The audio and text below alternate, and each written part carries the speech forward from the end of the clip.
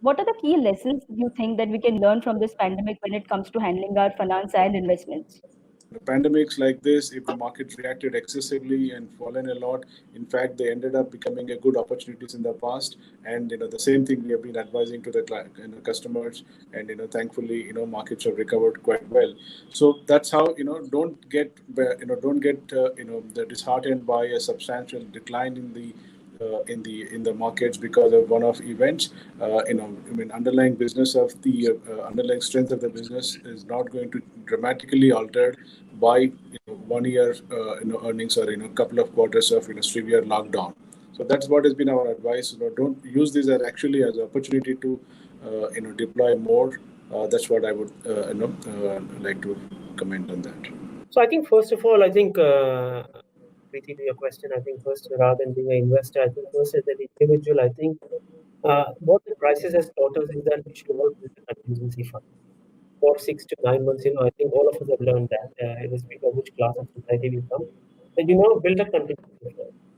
Then I think as you look at your portfolio, whether it's an investment portfolio or your savings portfolio, I would say, let's not immerse ourselves in excessive debt.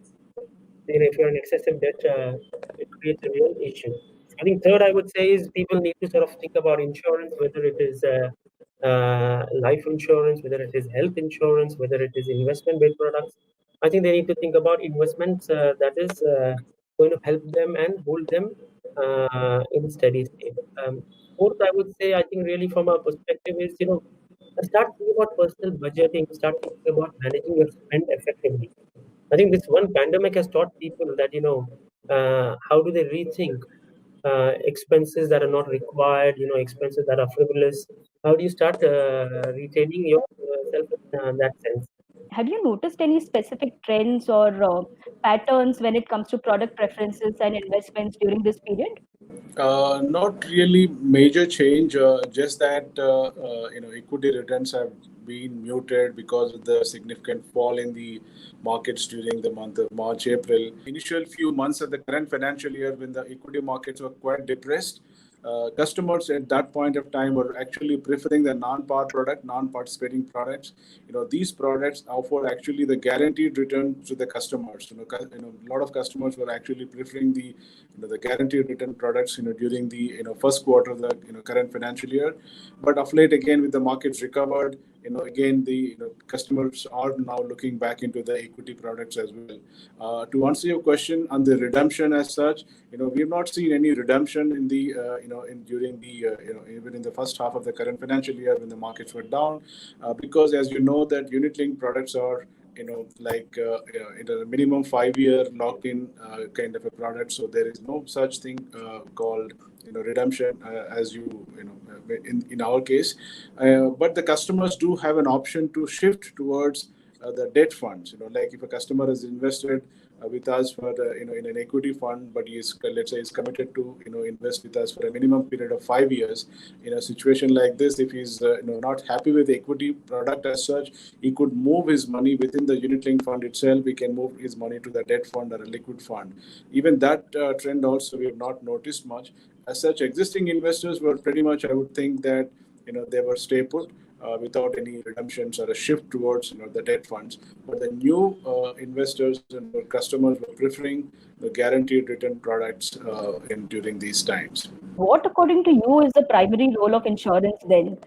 Just protection or protection along with wealth creation? I think it's both. One is protection, the other one is wealth creation. But I think there are different needs for different age segments. And I think, as Sampath said, when term was coming in, it is more looked at from a protection perspective. But if you look at ULIPs, they have both of a protection element, and I think they also have a investment element.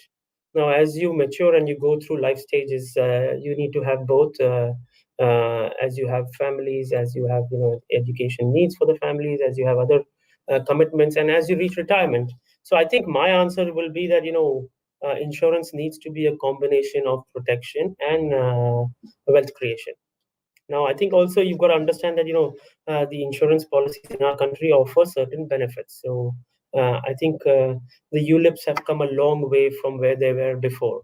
If you see what happened in the financial crisis, and after that, after the ULIP policies changed, I think the ULIPs have come a long way. Today, they are the exempt category. You will not find anything else that is sitting in the exempt category. They are reasonably transparent. You can, understand the terms and conditions pretty easily now. They also have an element of protection, and they have an element of insurance built into them. So that's, I think, one side. On the ULIP side, again, the switches are pretty easy, and you don't pay for the switches. So that's another one big benefit of ULIPs. Whereas even if you go to an NPS, and I'm not saying it's good or bad, but I think even the NPS, you will have to pay the annuitization in there. So you have to pay for that. That is in there. So I think where our insurance industry is evolving is that it is providing enough opportunities for people to pick different types of, whether they have only an investment need, they have an investment and protection need. But I would say, you should always go for a joint an investment and protection that will be there. And how do you rate ULIPs as an investment tool for achieving long-term goals in particular? And what role can it play in my investment basket along with other instruments? First of all, it depends on what's your risk profile and what you expect as a return in that. Secondly, obviously, I think over a period of time, and again, Mr. Sampath spoke about it, after the 2010 regulations, they've become a lot more transparent. There's a lot of transparency in there. The switching allows you to have a lot more flexibility without charging you for it. Then the 5-year lock-in, only 5-year lock-in, allows a lot more liquidity over a period of time. So I think from how I look at it from a portfolio perspective, I would say, there are no surrender charges, there's transparency, and with the sort of net reduction in yield concept also, that is helping. So I would say it would play an important role in my portfolio. But at the same time, you've got to balance the portfolio with your lifestyle needs. But I think it's a good one to have in your portfolio if you want to get the benefits of the market and also get protection at the same time. So coming back to you, Mr. Reddy, what are the key points that policyholders should consider before investing in ULIPs? So the first point is that it's a long-term product, so the minimum is 5 years is the commitment that customer should be aware. And second thing is that the most unit-linked product, most insurance companies under unit-linked platform offer reasonably diversified investment styles. So today, if a customer chosen unit-linked product of our, he's invested money in a large cap fund, and tomorrow after one, he doesn't have to worry that he's committed his money for 5 years, in the large cap alone itself, or 1 year down the line, if he feels that mid caps are more attractive, he can choose, he can shift his money towards mid cap fund, or if he thinks markets are overvalued, want to cut down his exposure towards equities, he can move his funds from the equities to the debt fund or a liquid fund. Or tomorrow, if the duration is attractive from the fixed income side, he can go and buy the long duration fund. So overall, customer should not only look at the the expense ratio, but he should also look at are there sufficient number of investment strategies and styles that are offered in the unit product. Let's say in our case, there are 7 differentiated funds we offer in a unit linked product. Customer can choose any of those products, whether it's a large cap fund or the mid cap fund or a flexi cap fund, or a debt fund or an equity fund or a liquid fund or a balanced fund. Or if he doesn't like if he thinks that fund manager are not adding value, he can actually buy passively managed fund also.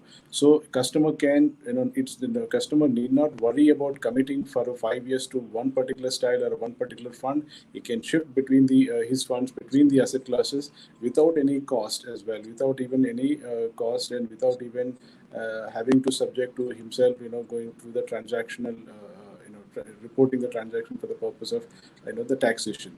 And of course, expense ratio and the mortality cover. And the mortality cover is a very important thing. Unless the customer chooses for a 10 times cover, he will not get the tax exemption. So that these are some of the important things customer should be aware of it. So in this current phase, when the economy has seems like it has started to recover. What are the points that investors should bear in mind? One-off events like the pandemic situation like this, India offers a very good long-term potential. Indian equities are offers a very good long-term potential. We have a very diversified sector presence in terms of in our stock market. Very few countries across the globe offers such a wide range of spectrum in the listed space, such a wide range of spectrum of companies in the listed space. So it's a very good. We have a very good pool of companies and very well regulated system. I think equities as such is a very good savings vehicle, and within that, the platform like ULIPs offer attractive play for the customers to participate in the Indian equity story. So there will be ups and downs in any economy. Sometimes because such things like the pandemic has put a brake to the growth towards the economy, but it is going to be temporary. It's not that it's going to puncture the India's long-term growth potential per se. Yes, because of this, this financial year, instead of probably growing at 5-6% GDP growth, we probably could decline somewhat in this financial year.